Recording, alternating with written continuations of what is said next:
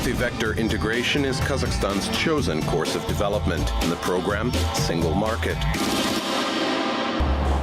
Even the most unpleasant situation can offer its useful lessons and a stimulus for development. Hello, my name is Pavел Koktyshev, and you are watching the program Single Market. In today's program,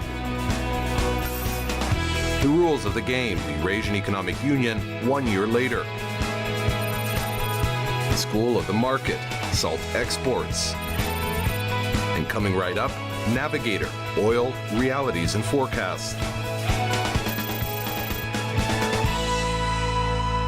Сегодня на нефтяном рынке развернулась настоящая трагедия. В этой постановке пружины... A real tragedy is unfolding on the oil markets. In this situation, the main causing factors are Iran's upcoming entrance into the global market, the position of the OPEC cartel, which is not willing to decrease its volumes of hydrocarbon extraction, and a series of bankruptcies that hit American companies engaged in extraction of shale oil. At the same time, the range of forecasted prices for 2016 is quite wide, from $20 to $50 per barrel. There are also quite shocking forecasts. They're based on oil put option prices that hit $15 per barrel. And even though the volume of these option contracts is not that big, it still already sets a precedent.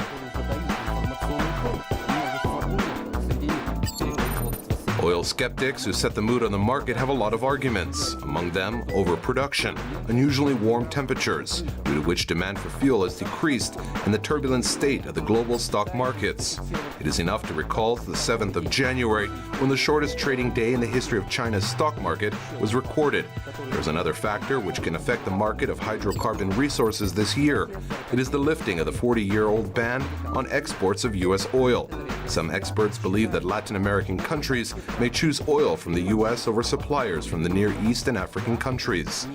Europe, for the markets of which there's a real battle among world's largest exporters of oil, may also choose this alternative.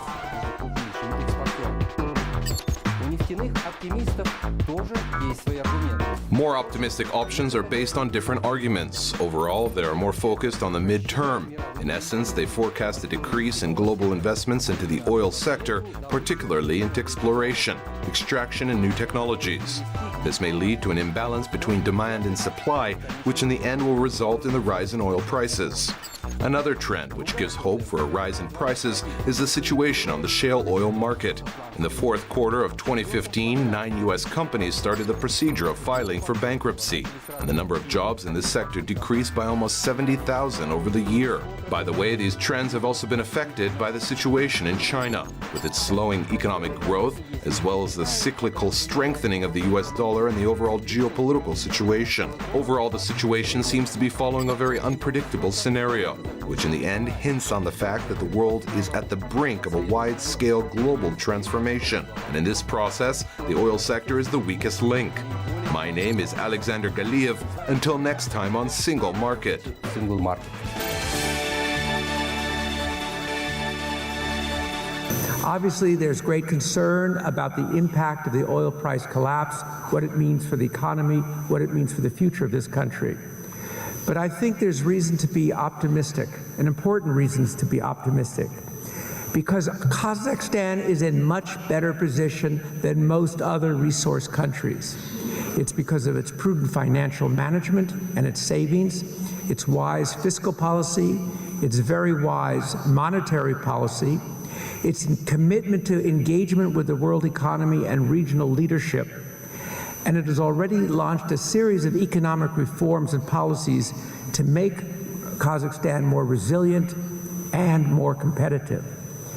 But it's critically important to ensure that the energy sector continues to move on the same road. I would dare to paraphrase the great poet Mayakovsky. If countries are uniting, that means that someone is looking to benefit from it. The year of 2015 will enter the history books of the global economy as a year when the new integration union was launched, the Eurasian Economic Union. The territory of this union expanded gradually. On January 1st, it united 3 states, Russia, Belarus, and Kazakhstan. By January 2nd, Armenia joined, and August 12th, Kyrgyzstan. The Eurasian Economic Union 1 year later. Our correspondent in Moscow, Dana Nurjan, brings us the report. We do not choose time, time chooses us. The beginning of the integration period for the countries of the Eurasian Economic Union coincided with quite a difficult and complex period. In 2015, a number of events happened simultaneously which had a negative impact on the economy of this new union as well as the entire world. Permanent price fluctuations on global markets of raw materials, first and foremost on the market of hydrocarbons, sanctions imposed on Russia, and the subsequent retaliatory embargo, outflow of foreign capital from developing countries, a series of devaluations of national currencies. All this took the global economy by storm, and for the new integration union, in its transition period, became a true challenge. It is good that economically the first year was that tough. We understood that the economic union is a viable union because even in times of tough economic conditions, it can function effectively, and we are getting an additional effect as a result of this integration. This effect is expressed in the fact that thanks to the integration, the countries of the economic union were able to ameliorate the consequences of the worsening situations of the global and national economies. In any case, the fall in trade turnover did not reach critical levels. As a comparison, the volumes of trade of Eurasian Economic Union countries with other states decreased by 34%, between the EEU countries by 26%. Берем в нашу взаимную торговлю. Let's consider the level of trade in 2014 using the 2014 US dollar exchange rate. We get 57 billion. And if we use the 2010 US dollar exchange rate, with which we compare the level of our trade, then we get 109 billion. Over the year, good results were shown in the formation of integration institutions. The first in this system was the single market of pharmaceutics. It is already beginning to function. It was understood what kind of unified markets of hydrocarbons and transport services are required. There is progress in the formation of a single market of electric energy. The concept of a single electric energy market has already been formed, which is very important for the new participants of the Eurasian Economic Union, especially Kyrgyzstan, a country which has great export potential in the field of energy, and for Armenia, which on the contrary is forced to import electric energy. According to experts, the creation of a single Eurasian fuel and energy complex is a serious bid for world leadership, and this forecast is based on concrete data. In sum, the Eurasian Economic Union is first in the world in terms of natural gas reserves, 20.7% of the world extraction volume. It is also first in terms of oil reserves, including gas condensate, 14.6%. Third in the world in the production of electric energy, 9% of the global production volumes. Fourth in terms of coal reserves, around 6%. By the way, the single electric energy market of the EEU will be functioning on July 1st of 2019. The single markets of gas, oil, and oil products on January 1st of 2025. Aside from rising activity in their markets of raw materials and retail, the Eurasian Five is planning to expand its foreign economic cooperation within the framework of the free trade zone of the Eurasian Economic Union.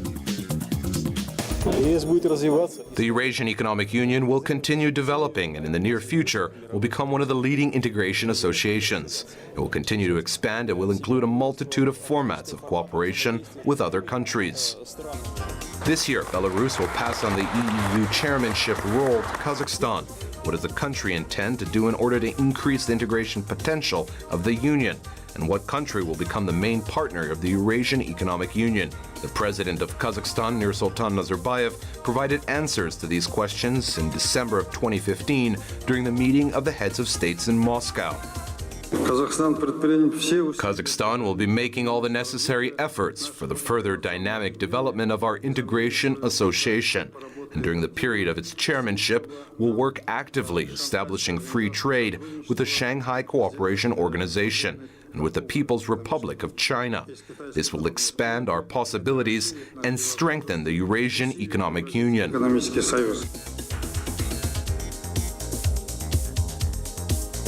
To fortify, strengthen, and expand, these words of the head of the state, which in 2016 will hold the chairmanship of the Eurasian Economic Union, can be considered as key. These actions should be taken today in order to the Eurasian Five to achieve great results in the near future. Dana Nurjan, Timur Altinbayev, Moscow, exclusively for Single Market. Every region of Kazakhstan has resources which can be considered as the salt of the earth. We're talking about products that can be obtained only in specific locations and in special natural conditions. Our correspondent, Oleg Boldarev, visited a place where the salt of the earth, literally and figuratively, became one of the main export products.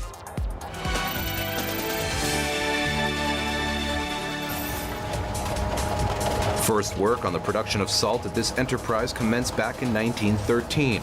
Here, about 100 kilometers away from the Aral Sea, rich deposits of rock salt were discovered at the Jasky Kilish Lake. This mineral is the main raw material of salt. In 1925, on the place of the discovered deposit field, a salt guild was created. Since that moment, salt extraction was conducted on an industrial scale.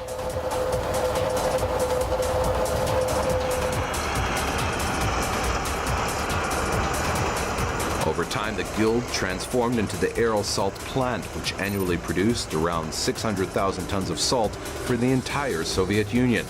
Once Kazakhstan gained independence, the enterprise underwent a process of privatization. Today, it is known as the Aral Tuz Plant, the largest supplier of salt in Central Asia. There are 300,000 tons of salt under my feet right now. This is the annual extraction volume of the Aral Tuz plant. What's more, the salt is of such high quality that it is justifiably considered to be one of the trademark products of the Aral region. Out of the total volume of produced salt, around 45% is exported to Russia, 10% to Azerbaijan, Georgia, Uzbekistan, and Kyrgyzstan. The remaining 45% are intended for Kazakhstan's market. By the way, the production capacities of this plant cover more than 70% of the demand of the domestic market. In addition, the range of products of this enterprise is quite wide.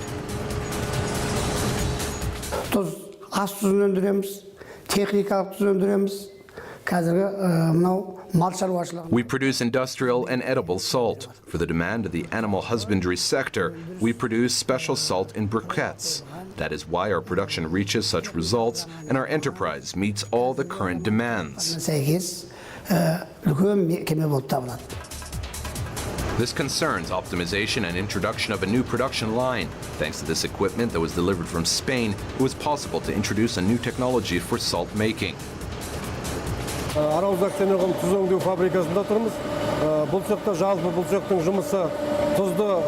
Here it is processed, cleaned, iodized, packaged, and then delivered to the end consumer.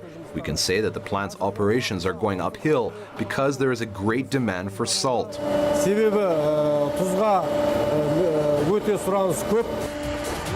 European salt production technologies helped establish production of two new products, heavily ground salt and draw tube salt cellars. The latter are intended for consumers who do not want to pour salt from bags into salt casters. For now, this represents a small niche, 3 to 4 total sales. However, new products that can be considered as goods with high value added. For example, if 1 kilogram of salt on average costs 50 tenge, then a caster with a total volume of 250 grams costs already 150 tenge. This enterprise is an example of how production of a basic good can be turned into an efficient business project, under the condition that it has a real development plan.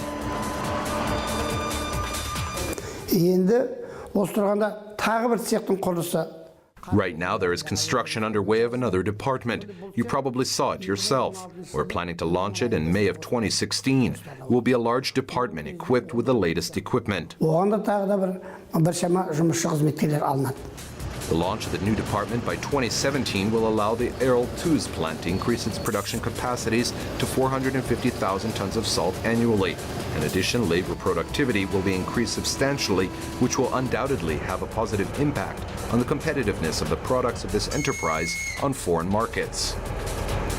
Salt consumption within the Eurasian Economic Union today is estimated at 1,300,000 tons. Kazakhstan's salt producers can raise their export volumes from 55 to 60%. Oleg Boldarev, Aral Almaty, exclusively for single market.